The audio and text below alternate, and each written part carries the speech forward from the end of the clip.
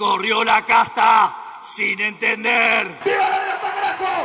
Il est le nouveau président de l'Argentine et sûrement le plus extravagant de son histoire. Cet ancien chanteur de rock et candidat anti-système a remporté ce dimanche l'élection présidentielle contre le progressiste Sergio Massa dans un second tour sous haute tension. Champion de l'outrance et des coups d'État, Javier Milei, 53 ans, n'a qu'une idée en tête, destituer la caste politique parasitaire qui a laissé l'Argentine s'asphyxier dans une dette record et une inflation équivalente à 12 fois celle de la France cette année. La boleta del cambio, la boleta de la libertad, la boleta de la prosperidad.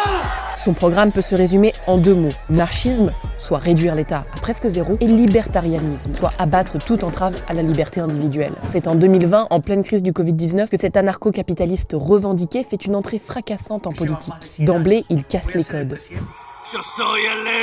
Cette formule, que Javier Milei emprunte à un tube de rock des années 2000, devient la mascotte d'un mouvement politique à l'ascension fulgurante qui absorbe en 2 ans la droite traditionnelle. Si le péronisme, un courant politique qui a dominé l'Argentine ces dernières années, prône la justice sociale et la souveraineté économique, Milei, lui, promet l'opposé. Découper à la tronçonneuse les dépenses publiques et abandonner la monnaie nationale au profit du dollar américain.